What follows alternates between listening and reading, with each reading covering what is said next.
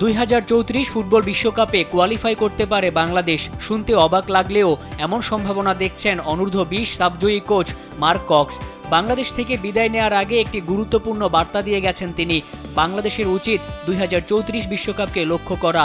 মূলত তিনি বোঝাতে চেয়েছেন 2034 বিশ্বকাপে অংশগ্রহণ করতে চাইলে বাফুফেকে এখন থেকেই পরিকল্পনা সাজাতে হবে। তবে প্রশ্ন উঠতে পারে 180 এর উপরে র্যাঙ্কিংয়ে থাকা একটি দেশ কিভাবে এত কম সময়ে ফিফা বিশ্বকাপে অংশগ্রহণ করবে, সে উত্তরও বাতলে দিয়েছেন মার্ক কক্স।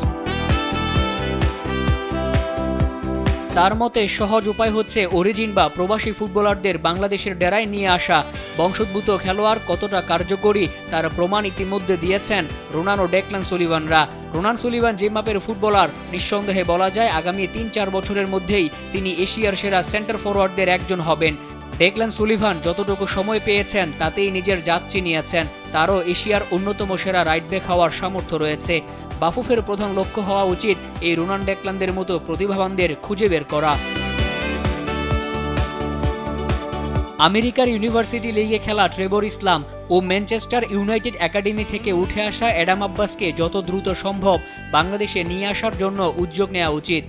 এছাড়া নেহান হাসান বর্তমানে খেলছেন ফিলাডেলফিয়া ইউনিয়ন একাডেমির হয়ে। তাদের সবার বয়সের দিকে লক্ষ্য করলে দেখা যায় সবার বয়স 18 থেকে 21 বছরের মধ্যে। ঠিক 5 বছর পর এদের বয়স হবে 23 থেকে 26 বছর।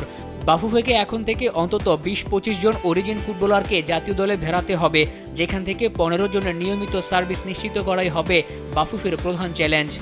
তরুণ এই প্রতিভাদের সঙ্গে হামজা চৌধুরী ও সমিতদের অভিজ্ঞতা এবং ফাহামিদুল জায়ানদের মতো তরুণদের শক্তি যুক্ত হলে বাংলাদেশ নিঃসন্দেহে এশিয়ার পরাশক্তি হয়ে উঠবে।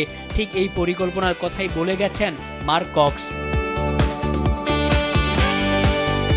বাকি কাজটুকু করতে হবে বাংলাদেশ ফুটবল ফেডারেশনকে। যদিও বাফুফে ইতিমধ্যে একটি আন্তর্জাতিক স্কাউটিং টিম গঠন করে ফেলেছে।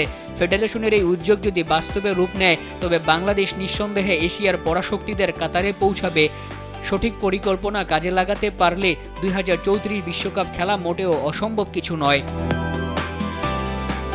মোহাম্মদ মাসুম, কালবেলা।